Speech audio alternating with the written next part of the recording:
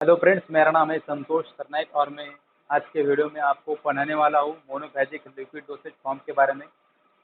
अगर आपने मेरा पहला वीडियो डोसेज फॉर्म के बारे में नहीं देखा है तो प्लीज़ आप वो वीडियो देखें, क्योंकि वो वीडियो बहुत ही इम्पोर्टेंट है इस वीडियो को समझने के लिए। उसकी लिंक मेरे डिस्क्रिप्शन में दी हुई है, प्लीज़ आप वो वीडियो देखिए। तो आज के वीडियो में हम डिस्कस करेंगे मोनोफेजिक लिक्विड डोसेज के फॉर्म के बारे में। जो मोनोफेजिक का लिक्विड डोसेज फॉर्म होता है उसके बारे में हम डिस्कस करेंगे। मोनोफेजिक मोनोफेजिक मोनोफेजिक का मतलब क्या होता है? नाम से ही पता चलता है। इतना कोई हार्ड कंसेप्ट नहीं है इसमें। नाम से मीनिंग पता करने में। मोनो और फेजिक दो वर्ड से फॉर्म होता है मोनोफेजिक। तो मोनो का मतलब क्या होता है? एक होता है, आप सबको पता है मोनो का मतलब क्या होता है, एक। और फेजिक का मतलब क्या होता है, फेज। जिसमें एक फेज है उसको क्या कहेंगे हम, मोनोफेजिक। चलो एग्जाम्पल के तौर पे हम उसको अच्छे से समझेंगे। उसमें हमें क्या करना है, एग्जाम्पल के तौर पे हमें क्या समझना है, मोनोफेजिक क्या होता है और बायोफेजिक क्या होता है। हम इधर दो एग्जाम्पल देखेंगे, मोनोफेजिक और एक बायोफेजिक का। इधर भी हमने एक बीकर लिया, इधर भी हमने एक बीकर लिया। इधर हम मोनोफेजिक के बारे में डिस्कस करेंगे, इधर हम बायोफेजिक के बारे में डिस्कस करेंगे। मतलब सिर्फ ज़्यादा डिफरेंस नहीं, एक ही डिफरेंस उसके बारे में डिस्कस करेंगे, जिससे आपको क्लियर हो जाएगा मोनोफेजिक क्या होता है और बायोफेजिक क्या होता है। तो ध्यान से देखिए वीडियो। इसमें क्या किया हमने, शुगर डाला और वाटर डाला, और पहले वाटर डाला या पहले शुगर डाला, कोई भी उसमें डाला है, उसको डाल दिया है। पहले शुगर डाल दिया, उसके बाद वाटर डाल दिया, या वाटर डाल दिया उसके बाद शुगर डाल दिया। इधर क्या किया हमने, इधर वाटर डाल दिया है, उसके बाद हमने इधर क्या किया है, ऑयल भी डाल दिया। इस केस में क्या होगा कि शुगर में वाटर और वाटर में शुगर कंप्लीटली डिजोल्व हो जाएंगे। एज अ गर्लफ्रेंड बॉयफ्रेंड ये क्या हो जाएंगे, कंप्लीटली डिजोल्व हो जाएंगे। इसके वजह से क्या होगा कि एक कंप्लीट सॉल्यूशन हो जाएगा, मतलब कंप्लीट मिक्सचर हो जाएगा शुगर और वाटर का, होमोजीनियस। उसमें सिर्फ एक ही फेज तैयार होगी। मगर इस केस में क्या होगा, ऑयल और वाटर के केस में ऑयल की डेंसिटी कम होने की वजह से ऑयल ऊपर जाएगा और वाटर नीचे रह जाएगा। तो ये क्या हो गई, इधर ये पहले वाटर आएगा, वाटर पहले सबसे नीचे वाटर जाएगा, उसके ऊपर क्या आएगा, ऑयल आएगा। ये क्या आएगा, ऑयल। मतलब ये क्या हो गया, ये हरा रंग डाला। जो ऑयल है वो ऊपर जाएगा और वाटर क्या होगा, नीचे आएगा। तो वाटर की एक फेज और ऑयल के एक फेज, दोनों फेज मिलके क्या बन जाएंगे, बायफेज बन जाएंगे। और बायफेज मतलब क्या होता है, बायफेजिक होता है। तो ऐसे ही होता है बायफेजिक लिक्विड डोसेज फॉर्म में। तो मोनोफेजिक मतलब क्या होता है, उसमें सिर्फ एक फेज रह जाती है, और बायफेजिक में दो फेज रह जाती है। इसको बायफेजिक कहते हैं, इसको मोनोफेजिक कहते हैं। इतना समझ में आया आपको, समझ में आया? चलो आगे बढ़ते।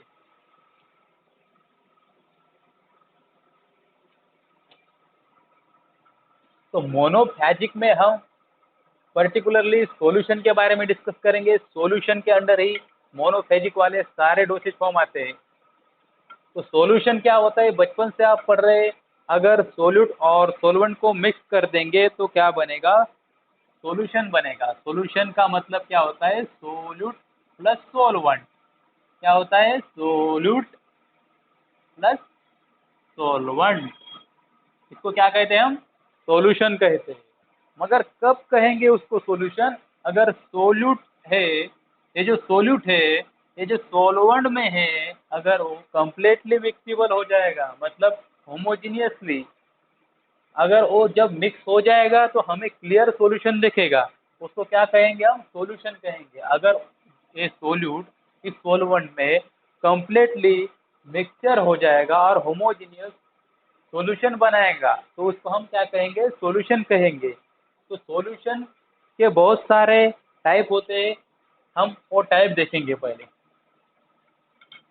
जस्ट सारे टाइप हम नहीं डिस्कस करेंगे इधर, मगर जब जब डिस्कस करेंगे उसको डेप्थ में, तब तब आपको बताएंगे ये मोनोफेजिक है और ये सॉल्यूशन के अंडर आता है। तो जो हम ओरली यूज करते हैं, आपको पता है ओरली कौन कौन से यूज करते हैं, आप सबने देखा होगा, सायरप सबने भी लिया होगा, सायरप, उसके बाद लिंटस, उसके बाद क्या होता है, लिंटस, सायरप, इलिक्सिर,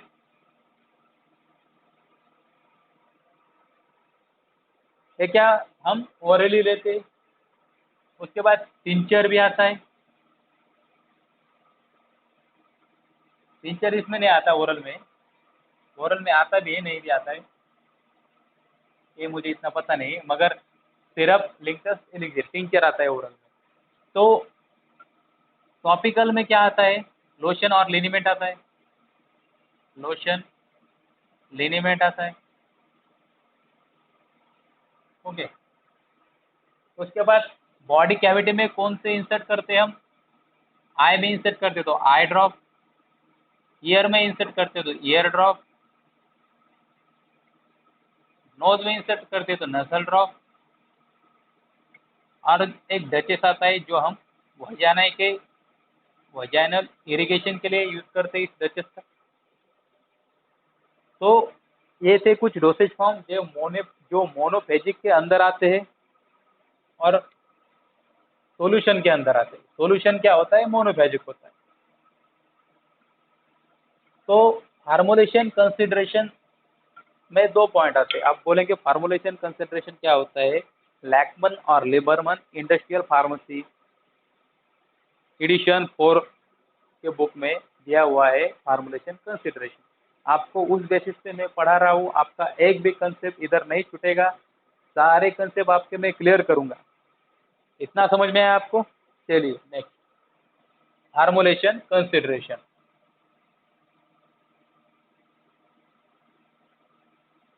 फार्मुलेशन, थोड़ी हैंड राइटिंग अच्छी नहीं है, मगर ठीक ठाक है, आपको अच्छे से समझ में आएगा मैं क्या लिख रहा हूँ। फार्मुलेशन कंसिडरेशन, इसमें क्या आता है, सोलिबिलिटी आती है और सोलिबिलिटी, दो इंपॉर्टेंट पॉइंट आते हैं, सोलिबिलिटी आती है और स्टेबिलिटी आती है। तो पहले हम क्या करेंगे, सोलिबिलिटी के बारे में डिस्कस करेंगे, इस सारे चीज़ें को हम मिटाएंगे। जो भी मैं आपको पॉइंट बता रहा हूँ, आपको नोट डाउन करना है, इसको पॉज करके नोट डाउन करना है। ज़्यादा देर तक वीडियो नहीं चलेगा, आपको पता है 15 मिनट से ज़्यादा मैं वीडियो नहीं बनाता, क्योंकि इतना स्टोरेज नहीं मेरे पास। अभी स्टोरेज है, आ जाएगा, उसके बाद मैं बड़े बड़े वीडियो बनाऊंगा, 1 आवर, 2 आवर, 3 आवर, फिर 4 आवर, 5 आवर, 6 आवर, बहुत बड़े बनाऊंगा। एक दिन देखना आप, बहुत बड़े बनाऊंगा। तो इतना समझ में आया आपको, इसमें सोलिबिलिटी और स्टेबिलिटी होते हैं मैन्युफैक्चरिंग कंसिडरेशन में। तो पहले हम सोलिबिलिटी के बारे में डिस्कस करेंगे। सोलिबिलिटी का मतलब क्या होता है, सोलिबिलिटी बहुत इजी वर्ड है। सोलिबिलिटी का मतलब क्या होता है, अगर कोई सॉल्वेंट किसी सॉल्वेंट में सोल्यूबल है तो उसको क्या कहते हैं, हम सोलिबिलिटी कहते हैं। और उसकी कितने परसेंट सोल्यूबिलिटी है, उसके बेसिस पे हमने सोल्यूबिलिटी का क्लासिफिकेशन किया हुआ है। उसमें अगर कोई सोल्यूट वेरी सोल्यूबल है तो उसका मीनिंग क्या होता है, अगर वो फ्रीली सोल्यूबल है तो उसका मीनिंग क्या होता है। उसके बाद अगर वो सिर्फ सोल्यूबल है तो उसका मीनिंग क्या होता है। अगर वो स्पैरिंगली सोल्यूबल है तो उसका मीनिंग क्या होता है। अगर वो स्लाइटली सोल्यूबल है तो उसका मीनिंग क्या होता है। अगर वो वेरी स्लाइटली सोल्यूबल है तो उसका मीनिंग क्या होता है। अगर वो इनसोल्यूबल है तो उसका मीनिंग क्या होता है। सोल्यूबल, वेरी सोल्यूबल मतलब क्या होता है, 10 part, 1 to 10 part, 10 to 30 part क्या होता है, फ्रीली सोल्यूबल होता है। 30 to 100 पार्ट सोल्यूबल होता है। स्पैरिंगली सोल्यूबल में क्या होता है, 100 to 1000 पार्ट। और स्लाइटली सोल्यूबल में क्या आता है, 1000 to 10,000 पार्ट। शायद 10,000 पार्ट इसमें आता है। इसके बाद इसमें आता है 1000 तक। इसमें आता है 30 से लेके 100 तक।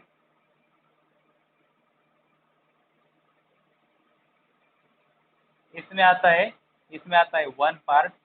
इसमें आता है 1 to 10 पार्ट, इसमें आता है 10 to 30 पार्ट। सॉरी मिस्टेक हो गई, वेरी सोल्यूबल में 1 पार्ट। इसका मतलब क्या होता है भाई, वेरी सोल्यूबल मतलब अगर हमने 1 ml वाटर लिया, उसमें हमने हमने बोला कि ये ए टाइप का, ये एक सोल्यूट है उसका नाम ए, वो वेरी सोल्यूबल है वाटर में। तो उसका मीनिंग क्या होता है, अगर हमने 1 ml वाटर लिया तो हमने उसमें क्या कर दिया, 1 ग्राम क्या कर दिया, 1 ग्राम वो सोल्यूट डाल दिया, वो कम्प्लीटली उसमें डिजोल्व हो जाएगा। अगर हम फ्रीली सोल्यूबल के बाद फ्रीली सोल्यूबल के बारे में डिस्कस करेंगे तो क्या होता है, अगर सपोज हमने बी नाम का सोल्यूट लिया है और किसी ने बताया हमको वो फ्रीली सोल्यूबल है, तो क्या होगा कि उसको डिजोल्व करने के लिए, मतलब उसको डिजोल्व करने के लिए हमें, अगर उसका 1 ग्राम डिजोल्व करना है तो हमें 10 पार्ट लगेंगे, मतलब 10 ml उसको क्या लगेगा हमको, 1 से लेके 10 तक क्या लगेंगे उसके, 10 ml तक क्या लगेगा, वाटर लगेगा। इसमें क्या होगा, अगर हमें 1 ग्राम का सोल्यूट डिजोल्व करना है तो उसके लिए 10 से लेके 30 तक हमें 30 ml तक वाटर लगेगा और कोई भी सॉल्वेंट लगेगा। मतलब जो सब्सटेंस है उसकी सोल्युबिलिटी इसके कंपैरिजन में हम डिस्कस करेंगे इसमें, मतलब वो स्टडी करेंगे। अगर इधर हमने कोई भी सॉल्वेंट लिया है तो ये क्या हो गई, सॉल्वेंट की वैल्यूम हो गई, ओके, और ये क्या हो गया 1 ग्राम, मतलब 1 ग्राम सोल्यूट के लिए कितने पार्ट लगेंगे उस सोलवेंट के डिजोल्व करने के लिए। इसको क्या बोलते हैं, very soluble, freely soluble, soluble, sparingly soluble, slightly soluble, very soluble and insoluble. Okay, practically insoluble, 10,000 के ऊपर आ जाएंगे तो प्रैक्टिकली इनसोल्यूबल हो जाएगा। तो इतना समझ में आया आपको, समझ में आया इतना? अच्छा, आगे चलते। तो सोल्यूबिलिटी के बारे में एक ऐसे दिया है हमको, सोल्यूबिलिटी कैसी चेक करनी है, कैसे चेक करनी है सर, वो तो आप बताएंगे, बताऊंगा आपको। कैसा रहता है, एक हमने ड्रग लिया, जिस ड्रग की हमें सोल्यूबिलिटी चेक करनी है, और एक सोलवेंट लिया है जिस सोलवेंट में हमें उस ड्रग की सोल्यूबिलिटी चेक करनी है। हमने क्या किया, इस ड्रग को क्या किया, उस ड्रग की फाइन पाउडर की, इस उस ड्रग की क्या की, फाइन पाउडर की, और इस सोलवेंट को क्या कर दिया, एक वायल में डाल दिया। ये वायल है, ऐसा वायल नहीं होता है, मगर मेरी डायग्राम और ड्राइंग अच्छी नहीं इसलिए मैं ऐसा वायल बना रहा हूँ। उस वायल में हमने क्या किया, उस सोलवेंट को डाल दिया। ओके, सॉल्वेंट को डालने के बाद क्या किया, ये जो फाइनली पाउडर किया हुआ जो ड्रग है उसको इसमें डाल दिया।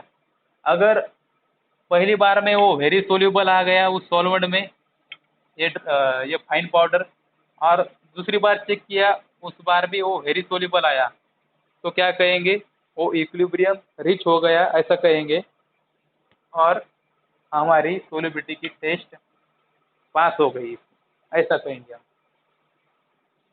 समझ में आया? बस इतना ही है, ज़्यादा कुछ नहीं इसके बारे में। सारे पॉइंट मैं आपको लैकमन के बुक से पढ़ा रहा हूँ, तो टाइम लगेगा वीडियो बनाने के लिए, आपको कंसेप्ट समझ में आना चाहिए, मुझे नहीं आपको आना चाहिए। मुझे तो आ जाएगा जल्दी, मगर आपको समझाने के लिए मुझे अलग अलग ट्रिक का यूज़ करना पड़ेगा। कभी कभी बोलने में भी हिचकिचाहट आती आती आती है। तो इतना आपको पता चला, आगे बढ़ेंगे अब। चलो, तब हम पीएच के बारे में डिस्कस करेंगे। पीएच पीएच का बहुत इंपॉर्टेंस होता है सोल्युबिलिटी के केस में। कैसा इंपॉर्टेंस होता है सर, क्या होता है पीएच से, क्या होता है सर, इससे क्या होता है, पीएच पीएच के ऊपर डिपेंड रहता है आयोनाइजेशन। तो आप कहेंगे सर आपने पीएच कहा, ये तो हमने सुना हुआ है, पीएच क्या होता है, अगर वो 7 से कम हो तो एसिडिक, 7 से ज़्यादा हो तो बेसिक, 7 हो तो न्यूट्रल। मगर पीएच के बाद आयोनाइजेशन किस दुविधा में डाल दिया हमें आपने सर, तो हमने आपको दुविधा में नहीं डाल दिया। आयोनाइजेशन का मतलब क्या होता है, आयन फॉर्मेशन। तो उसमें हम दो कंसेप्ट देखेंगे, आयोनाइज्ड फॉर्म देखेंगे किसी ड्रग का, और किसी ड्रग का अनआयोनाइज्ड फॉर्म देखेंगे। ओके, अगर acid acid acid plus base हो जाए और बेस प्लस एसिड हो जाए, ऐसा भी हो जाए, तो उसको क्या कहेंगे, आयोनाइजेशन कहेंगे, उसको क्या कहेंगे, आयोनाइज्ड फॉर्म कहेंगे ड्रग का। अगर वो एसिड एसिड हो जाए, मतलब acid drug in acid medium, acid drug in acid medium, उसको क्या कहेंगे हम, अनआयोनाइज्ड कहेंगे। और basic drug in basic medium, उसको क्या कहेंगे हम, आयोनाइज्ड कहेंगे। इसमें भी acidic drug in basic medium and basic drug in acidic medium, उसको क्या कहेंगे, आयोनाइज्ड फॉर्म कहेंगे। और अनआयोनाइज्ड फॉर्म आपको पता है कि वो क्या होता है, सोल्यूबल होता है, मतलब सॉरी वो क्या होता है अनआयोनाइज्ड फॉर्म, उसका इजीली एब्सॉर्प्शन होता है हमारे स्टमक के थ्रू और किसी भी लिपिड बायलेयर के थ्रू, अनआयोनाइज्ड फॉर्म का अच्छे से एब्सॉर्प्शन होता है। तो आप कहेंगे अनआयोनाइज्ड फॉर्म का एब्सॉर्प्शन होता है, वो कैसे हमें समझ में नहीं आया। आपको पता है स्टमक की पीएच क्या होती है, एसिडिक होती है, वीकली एसिडिक होती है। और सॉरी स्मॉल इंटेस्टाइन की वीकली एसिडिक होती है और डिओडेनम की वीकली बेसिक होती है। तो क्या हो गया, जो वीकली एसिडिक, जो स्मॉल इंटेस्टाइन की जो पीएच है वीकली एसिडिक, वो क्या हो गई, मीडिया हो गई। अगर हमने कोई ड्रग दिया तो वो क्या हो जाएगा, वो स्मॉल इंटेस्टाइन में सोलेबल हो जाएगा, क्योंकि acidic drug in acidic medium. अगर हमने बेसिक ड्रग दिया तो वो डिओडेनम में क्या होगा, हो जाएगा, उसमें से एब्जॉर्ब हो जाएगा, सोलेबल में एब्जॉर्ब हो जाएगा। और वो अब्सॉर्प्शन के बाद क्या होता है, वो ब्लड में जाता है। अब्सॉर्प्शन क्या होता है, किसी भी ड्रग का स्टमक से या किसी भी साइट ऑफ एडमिनिस्ट्रेशन से, जिधर से हमने उस ड्रग को दिया है उधर से वो ब्लड में जा रहा है, उस प्रोसेस को हम क्या कहेंगे, अब्सॉर्प्शन कहेंगे। अगर हमने एसिडिक ड्रग दिया है तो क्या हो जाएगा, वो एसिडिक मीडियम में कब जाएगा, जब वो स्मॉल इंटेस्टाइन में जाएगा तो एसिडिक मीडियम में जाएगा। तो क्या हो जाएगा, उधर से उसका अब्सॉर्प्शन ज़्यादा हो जाएगा। उसके बाद जब हमने बेसिक ड्रग दिया तो क्या हो जाएगा, वो डिओडेनम में जाएगा, डिओडेनम में बेसिक बेसिक हो जाएगा तो आयनाइज्ड फॉर्म हो जाएगा, तो उसका अब्सॉर्प्शन अच्छे से हो जाएगा। तो ये होता है आयोनाइजेशन का मतलब। तो पीएच के ऊपर एक फार्मूला होता है, आपको मैं फार्मूला बताऊंगा, H+। सिर्फ आपको फार्मूला ध्यान में रखना है, उसका डेरिवेशन बहुत बड़ा होता है। उसका फार्मूला क्या होता है, H+ is equal to KS into KA upon ST minus KS। Okay, ये जो होते हैं KS और K, ये क्या होते हैं, कांस्टेंट होते हैं।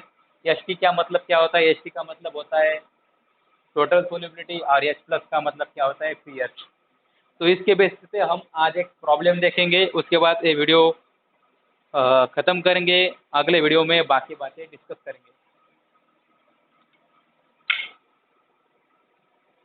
तो आपको प्रॉब्लम मैंने लिखा हुआ है, मैं आपको पढ़ के इधर लिख डालता हूँ।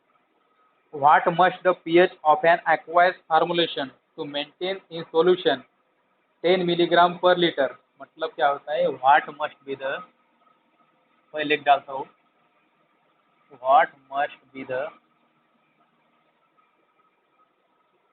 pH of an aqueous formulation, aqueous formulation to maintain in solution, to maintain in solution 10 milligram पर millilitre of a weakly acidic drug, weakly acidic drug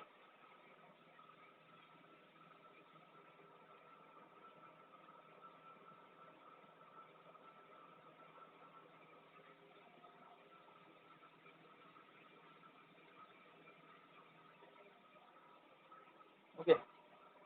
molecular weight क्या है इसका, 200 है। के की वैल्यू क्या है, 1 × 10⁻⁻⁵। उसके बाद के एस की वैल्यू क्या है, 0.01 मोलार पर लीटर। तो इसका स्क्रीनशॉट ले या इसको रिकॉर्ड करें, कुछ भी करें, इसका स्क्रीनशॉट ले या पॉज करके राइट करें। तो हम इसका सॉल्यूशन देखेंगे क्या होता है। मोलार कॉन्सेंट्रेशन आपको पता है क्या होता है, मोलार कॉन्सेंट्रेशन का फार्मूला क्या होता है, मोलार कॉन्सेंट्रेशन का फार्मूला क्या होता है, ग्राम पर लीटर अपॉन मोलिकुलर वेट। तो ग्राम पर लीटर 10 मिलीग्राम पर क्या दिया है हमको, मिलीलीटर दिया है। तो हम उसको क्या करेंगे, हम उसको ग्राम में कन्वर्ट करेंगे। तो ग्राम में कन्वर्ट करने के लिए मिलीग्राम को हम क्या करेंगे, उसको 0.01 करेंगे, 0.010 इंटू 1000। आपको पता है हमें 10⁻³ से हमें उसको क्या करना पड़ता है, मल्टीप्लाई करना पड़ता है, और उसको हमने इस फॉर्म में कन्वर्ट कर दिया है ग्राम पर लीटर को, 10 मिलीग्राम पर मिलीलीटर को इस फॉर्म में कन्वर्ट कर दिया है। उसके बाद हमको पता है मोलिकुलर वेट हमको दिया है 200, 0 कैंसिल 0 कैंसिल 2 5 10 और ये आ जाएगा 0.05 मोलार इसका आंसर। उसके बाद हम उस फार्मूले में डाल देंगे H प्लस के फार्मूले में, H प्लस के फार्मूले में डालने के बाद 0.001, उसके बाद 1 इंटू 10⁻³ किसकी वैल्यू है, 1 इंटू 10⁻³ के की वैल्यू इसमें डाल दिए। उसके बाद 0.005 टोटल सोलिबिलिटी माइनस 0.05 माइनस 0.001 और इसका आंसर आएगा 6.69। तो 6.69 क्या होगी, इसकी pH हो जाएगी। ये आपको कैलकुलेशन मुझे लगता है समझ में नहीं आया, तो आप इसको घर में जाकर ट्राई कीजिए, क्योंकि बहुत सारा कैलकुलेशन करने के लिए बहुत सारा टाइम लगता है। प्रॉब्लम क्या, आपको फार्मूला समझ में आया तो उसमें वैल्यू डाल के आप कैसे भी सॉल्व कर सकेंगे। Thank you for watching my video, और सब्सक्राइब कीजिए भाई, मैं इतना बनाता हूँ आपके लिए वीडियो। ठीक है, thank you for watching my video.